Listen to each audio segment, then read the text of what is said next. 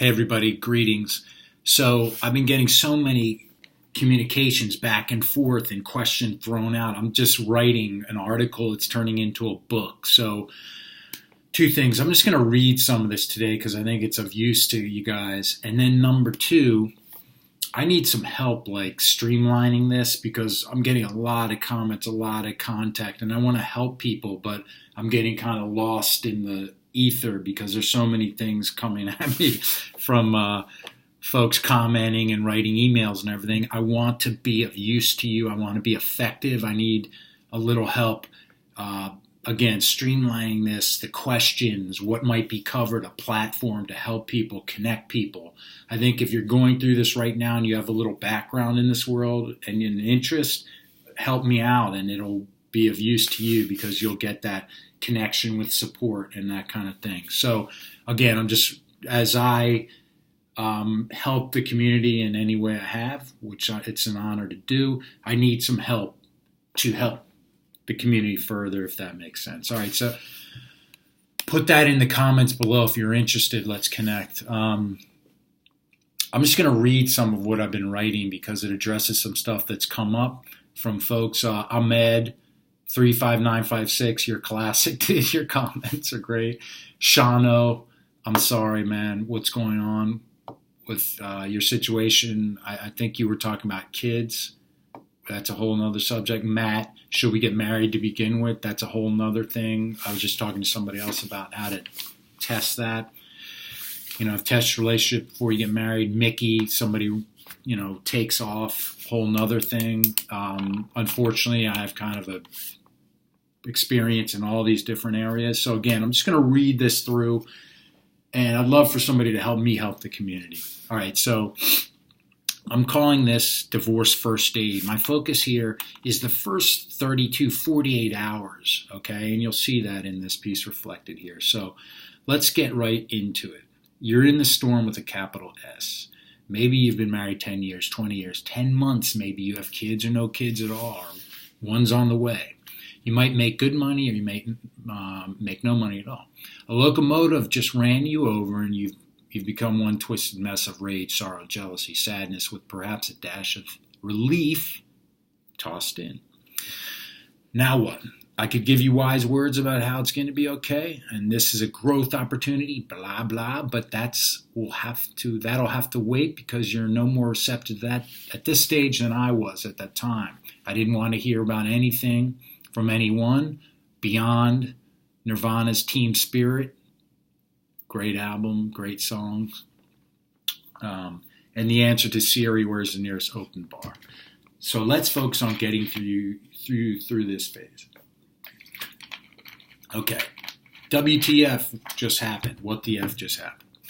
While we want to lay the seeds for rising stronger from the ashes, right now we need to just get you through this initial phase, this hit to the gut, and buy you time to heal, my man. Be aware that the wolf is always at the door and expected to make an appearance to remind you of that. After a night out with friends or maybe on afternoon doing some activity you like, whether it's playing ball with your friends or rock climbing or just going to an art exhibit or music or whatever, a festival, you settle in at night and it all comes back like a hammer and sucker punches you again. You lay down at night, it's quiet, you could even be with a woman next to you, but that issue comes back to you. Expect that. There's always a financial hit you're going to be nailed with as well, and that's reality. We can go into that more. So after the situation first lands on you, you find yourself in a hotel room alone, sleep in your car, or wherever you wash up. We could talk about that one. Obviously, if you feel like you need to see somebody, get help, get therapists. I'm not one. If you're feeling dark, depressed, like some guys have written me, some pretty intense stuff, don't make that choice. Go see somebody, man. Come on, don't do that. Don't give up on me. If nothing else, don't give up on me. All right? I'm doing this to help you. Taking time and focus. Don't let me down. All right? All right. And don't be an idiot and go out and go Mike Tyson on the guy tailgating on the way to work, or allow yourself to sink into addiction. Okay? right? Just reach out to me if that's happening. You reach out to somebody, all right? All right. But boy, I have a huge point coming up, a good one. All right. So, but going out for some drinks, if that's your thing, or listen to live music or cut loose, it's all good. You know what that is to you. The point is, feel free to be foolish and just blow off some steam. We're talking about the first 24 hours, 48 hours, a couple days, maybe a week or two. Yeah. All right. So, I'll be nice and I'll give you 72 hours to bitch and moan and blame your ex to your friends and strangers. Okay? Just be aware that this is like eating a Krispy Kreme donut. It tastes great at the time, but it's the same nutritional value to the spirit, and it'll come back and kick you in the ass. Don't do it. We talked about that a lot. This gets you nowhere. My job is to get you on terra firma. Just try on these things I'm tossing out to you and see if it helps. If it doesn't, cast aside. Bruce Lee, right? Try. Everybody's different. If this works for you, do it. If it doesn't, maybe you need to do something else. All right. We're not trying to get to Zen right now. There's a huge thing. I just want to make the point on this quick video. What? Okay. I'm just going to make it. I thought I wrote it. But anyway, to wrap this up, we talked about going out and doing things you want to do. Okay? Let's say you're in a hotel room like I am. I'm on a business trip, so I'm not in the room because I'm divorced. That was a long time ago. But anyway, so you're there and you're like, I hear Randall talking, and I'm going to go out and take oil painting or go rock climbing or go see my buddy and his wife from high school that live 15 miles away and I haven't seen them. Whatever it is. So you list out 2 or 3 or 5 or 7 things like that. And you go do them, and your friend's like, dude, it's been so long. I'm sorry about it. Come on, let's go outside, have a beer. Let's talk about what's happening. Or, you go to that rock climbing event or music or something. Within that list you make are valuable clues to the future, and they are, I used a great line here. Where the hell did I put it in there? But I said, it's such a good line, I need to read it to you. This could mean listening to music, reconnecting with friends you have not connected with for a while, attending a show or a class that inspires you. Guess what? You don't see it now, but the list you're making of these things we're talking about is the Rosetta Stone to deciphering why your marriage evaporated. Why your marriage evaporated.